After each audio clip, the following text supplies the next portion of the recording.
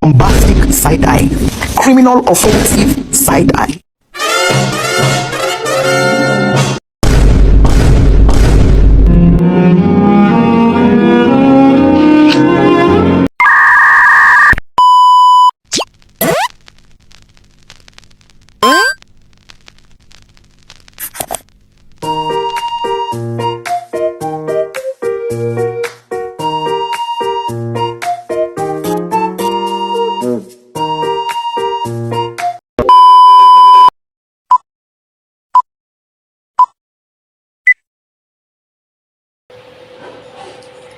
Halo, Assalamualaikum warahmatullahi wabarakatuh. Perkenalkan, nama saya Widya Dewi Nabila dengan NIM 20824051.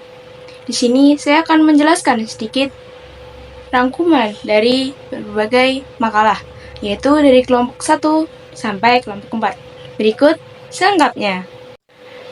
Dari pembahasan makalah kelompok 1 mengenai konsep dan hakikat moderasi beragama. Definisi moderat, makalah menjelaskan bahwa moderat adalah, dalam bahasa Inggris, moderat berarti mengambil sikap tengah, tidak berlebihan pada satu posisi tertentu. Ia berada pada titik sikap yang tegak lurus dengan kebenaran. Kemudian ada padanan kata dalam bahasa Arab. Dalam bahasa Arab, kata moderasi dikenal dengan kata wasat, yaitu wasatiyah, yang memiliki padanan makna dengan kata tawasud, tengah-tengah, i'tidal, adil, dan tawazun, berimbang.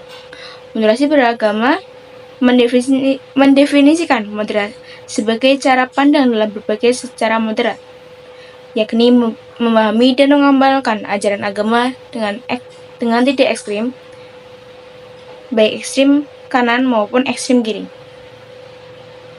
Moderasi agama dalam Al-Quran.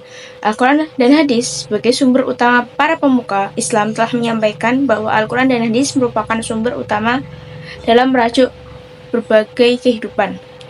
Arti moderasi beragama dalam Al-Quran menjelaskan bahwa padanan kata yang bermakna moderasi beragama dalam Al-Quran adalah wasatan. Kata ini kemudian diperluas dengan berbagai makna, teori, dan istilah. Dalam Quran Surat Al-Baqarah ayat 153, Allah Subhanahu wa Ta'ala menyatakan bahwa umat Islam adalah umatan wasatan, yang berarti umat yang moderat, adil, dan terpilih. Keseimbangan fonema alam, Al-Quran juga menunjukkan moderasi dalam keseimbangan fonema alam dalam Quran Surat Al-Muluk ayat 3 dan Ar-Ra'd ayat 3. Keadilan, moderasi juga bermakna adil, sebagaimana dalam Quran Surat An-Nisa ayat 38. Seimbang pola hidup. Moderasi bermakna seimbang dalam pola hidup sebagaimana dalam Quran Surat Al-Qasas ayat 77. Bersikap. Moderasi juga berarti bersikap dan berperilaku seimbang dan tidak berlebihan. Quran Surat Al-Luqman ayat 19. Bermoral. Moderasi dalam beramal dan mensucikan jiwa. Quran Surat Asy-Syams ayat 7-9. Berbangsa dan bernegara. Moderasi dalam berbagai bangsa dan bernegara sebagaimana dalam Quran Surat Al-Hujurat ayat. Kemudian ada aktualisasi dan kendala penanaman konsep modern dalam Islam. Aktualisasi moderat Islam. Yang pertama ada bidang akidah. Ajaran Islam secara moderat menekankan keyakinan kepada Allah Subhanahu wa Ta'ala sebagai pencipta alam dengan 99 sifatnya, keyakinan kepada malaikat, dan keyakinan kepada Nabi dan Rasul. Metode berpikir umat dalam menyeimbangkan antara nalar dan nakal dalam berpikir. Islam menekankan pentingnya memadukan ilmu dengan amal. Ibadah umat Islam menjaga keseimbangan antara kebutuhan jasmani dan rohani. Kemudian ada syariat dan hukum. Hukum Islam bersifat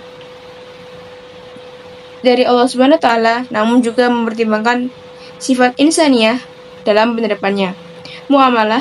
Islam mengatur muamalah secara adil dan seimbang, menghindari riba dan menekankan prinsip keadilan. Politik. Islam telah memperkenalkan sistem bernegara sejak Nabi Muhammad SAW dalam perjanjian Madinah. Pemikiran politik Islam berkembang melalui sejarah dan menyentuh isu-isu seperti sistem pemerintahan, pemilihan kepala negara, dan syuro. Pembaharuan dan ijtihad. Islam mendorong pembaruan dan ijtihad dengan tetap menghargai warisan pemikiran para ulama di masa lalu.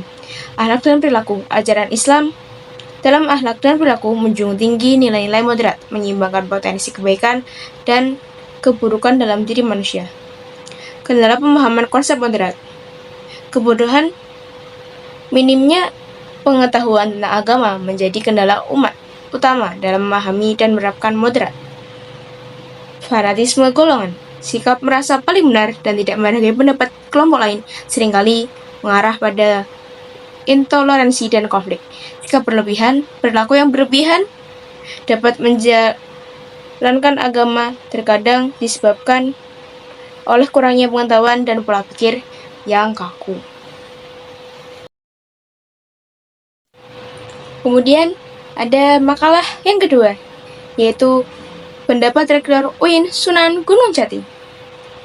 Kritik terhadap artikel 2 Awel, Rektor UIN Sunan Gunung Jati menyatakan ketidaksetujuan dengan pandangan Doswell yang menyatakan bahwa simbol agama memiliki aspek kebiadaban. Batasan simbol agama di ranah publik menekankan pentingnya batasan dalam memasukkan simbol agama di ranah publik, terutama dalam sistem pemerintahan. Konstitusi Madinah. Rektor membahas tentang penerapan Konstitusi Madinah dalam konteks Indonesia, menekankan pentingnya memisahkan nilai dan regulasi lokal yang terkandung di dalamnya. Kode budaya lokal. Rektor mengingatkan bahwa budaya lokal tertentu dapat diangkat sebagai doktrin universal keagamaan. Moderasi dalam ketatanegaraan menjelaskan bahwa moderasi dalam ketatanegaraan adalah menghindari dari politik yang diagamisasikan dan tidak merekonstruksi agama dengan mengimajinasi pemerintah atau politik suci. Menciptakan moderasi yang prinsip dasar moderasi beragama.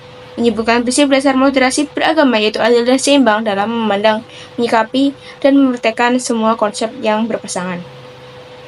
Karakteristik wasatiyah. Makalah menjelaskan karakteristik wasatiyah, jalan tengah dalam Islam yang meliputi memahami realita, membedakan memiliki kultur, dan memahami bahwa Islam memiliki ajaran tetap dan ajaran yang dapat berubah sesuai zaman. Memahami fikih prioritas, menentukan prioritas dalam beramal dan buka terhadap sosial. Mengedepankan prinsip kemudahan, menjalankan agama dengan mudah dan tidak menyulitkan diri sendiri dan orang lain. Memahami teks agama secara komprehensif, memahami teks keagamaan secara utuh dan tidak parsial. Keterbukaan dalam menyikapi perbedaan, menerima perbedaan sebagai rahmat dan mencari nilai-nilai kemaslahatan bersama. Komitmen terhadap keadilan dan kebenaran, toleransi dalam akhlak. Langkah mewujudkan moderasi yang terstruktur dimulai dengan prinsip-prinsip moderasi. Makalah menjelaskan prinsip-prinsip moderasi yang pada diimplementasikan secara terstruktur. Tasawuf, menjalankan agama dengan seimbang dan menghindari ekstrim. Tawazun, menjaga keseimbangan antara dunia dan akhirat, akal dan wahyu. Iktidal, menempatkan suatu pada tempatnya, melaksanakan hak dan kewajiban sesuai porsinya. Tasamut, toleransi, menghargai perbedaan dan menghormati keyakinan orang lain. Musawah, menyadari bahwa semua manusia sama di mata Allah. Syura, musyawarah, mencari kesepakatan melalui dialog dan musyawarah. Islah, reformasi, menjaga tradisi yang baik dan melakukan reformasi yang konstruktif. Aulawiyah, mendahulukan prioritas, menentukan prioritas dan mengutamakan hal yang lebih penting. Tasawuf wa ibtikar, terbuka terhadap hal baru dan berkembang sesuai zaman. Tabadzur, berkeadaban, menjunjung tinggi nilai-nilai akhlakul karimah dan karakter. Wataniyah wa muwatanah, penerimaan eksistensi negara, menerima keberadaan negara dan menjunjung tinggi semangat kebangsaan. Makalah yang ketiga, toleransi sebagai nilai fundamental dalam kehidupan berbangsa. Toleransi berasal dari kata Latin, tolera, yang berarti mengangkat, simpati, atau senang terhadap keyakinan atau praktek yang berbeda. Toleransi memungkinkan masyarakat hidup dalam harmoni di tengah perbedaan agama, budaya, dan pandangan politik. Munculnya fundamentalisme menjadi tantangan bagi toleransi, namun fundamentalisme perlu dipahami secara mendalam dan tidak hanya berkutat pada definisi dan aspek permukaan. Fundamentalisme, meskipun sering dikaitkan dengan Islam, juga terdapat dalam semua agama sebagai respon terhadap modernitas yang dianggap menyebabkan krisis moral dan spiritual. Fundamentalisme dapat dimaknai dengan faham yang ingin kembali pada dasar-dasar keagamaan dan dapat menjadi hambatan bagi perubahan. Toleransi sebagai kuasa nilai atau bentuk moderasi beragama menekankan keseimbangan dalam beragama, menghindari ekstremisme dan mendorong sikap inklusif dan toleran. Konsep moderasi beragama dalam Islam dikenal sebagai wasatiyah yang berarti jalan tengah atau keseimbangan dalam menjalankan ajaran agama. Toleransi dalam moderasi beragama menjadi kekuatan untuk menciptakan harmoni di tengah masyarakat yang beragam. Peran Nahdlatul Ulama dalam menjaga dan mengembangkan toleransi kebangsaan. NU memiliki peran strategis dalam menjaga persatuan dan toleransi kebangsaan. Melalui konferensi besar dan Munas Alim Ulama, NU menegaskan kembali komitmennya terhadap Pancasila dan NKRI sebagai ideologi dan bentuk negara yang final. Tantangan terbesar adalah bagaimana mengimplementasikan nilai-nilai Pancasila dalam kehidupan nyata, terutama dalam menciptakan masyarakat yang toleran dan menjunjung tinggi keadilan. Upaya-upaya yang dilakukan NU dalam mengembangkan toleransi antara lain pendidikan, mediasi konflik, fatwa keagamaan, dan advokasi kebijakan politik. Tantangan masih ada terkait maraknya gerakan intoleran yang menyerang tradisi keagamaan NU. Paradigma moderat dalam konstitusi sebagai landasan harmoni dan keberagamaan. Indonesia mengadopsi paradigma moderat dalam konstitusi yang merupakan jalan tengah antara negara agama dan negara sekuler. Paradigma moderat memungkinkan keberagaman hidup berdampingan dalam kerangka demokrasi. Indonesia menghindari konflik berbasis agama dan dengan menerapkan prinsip moderasi dalam kehidupan bernegara, memastikan hak seluruh warga negaranya terlindungi. Makalah yang keempat. Definisi ekstremisme atau khuluf. Ekstremisme mengacu pada kualitas atau keadaan yang menjadi sangat ekstrim dalam advokasi atau pandangan tertentu. Dalam terminologi syariat, sistem ekstrim tersebut khulu yang disebut berlebihan dalam suatu perkara atau bersikap ekstrim pada suatu masalah dengan melampaui batas yang telah disyariatkan. Khulu dapat dibagi menjadi dua macam. Ekstrim dalam akidah ditandai dengan keyakinan yang berlebihan dan tidak sesuai dengan ajaran agama.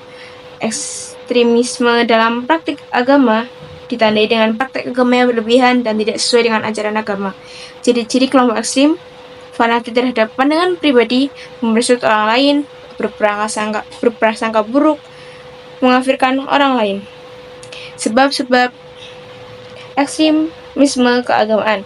Faktor metodologi ilmiah: kebodohan dalam pengamalan ajaran Islam, mempelajari Islam secara parsial dan tidak mengandalkan pemahaman literal tanpa memahami tujuan syariat, mengabaikan konteks nas, kondisi manusia, dan perubahan zaman, fanatisme terhadap golongan atau mazhab tertentu, faktor kejiwaan dan pendidikan, tabiat serta lingkungan yang keras, mengalami kesulitan hidup sehingga mudah terpengaruh oleh ajaran yang menawarkan solusi cepat, kurangnya pendidikan agama yang benar, faktor sosial, ekonomi, politik, dan permasalahan dunia, tidak puasan terhadap kondisi umat Islam yang terpuruk, kehilangan peran ulama dalam masyarakat, meluasnya sekularisasi, dan kebobrokan akhlak. Ragam bentuk ekstremisme. Ekstremisme dapat muncul dalam bentuk ucapan kasar, tindakan atau perilaku yang berlebihan, serta hati dan perasaan. Batasan pemahaman atau sikap yang dapat dikategorikan sebagai ekstrim. Pembatasan terhadap pengertian eksternal khulu seharusnya didasarkan pada Al-Quran dan Sunnah. Khulu sebagai fenomena dalam kehidupan modern sering disebabkan oleh fanatisme, buta, dan pandangan yang sempit. Keadaan agama seseorang dan lingkungan masyarakat di sekitar memiliki pengaruh besar dan menilai apakah seseorang termasuk pelaku kulu atau tidak. Penilaian terhadap suatu sikap sebagai kulu atau penghapusannya dapat bervariasi tergantung pada kondisi dan lingkungan. Sekian pemaparan dari saya, kurang lebihnya mohon maaf. Terima kasih. Wassalamualaikum warahmatullahi wabarakatuh. See you.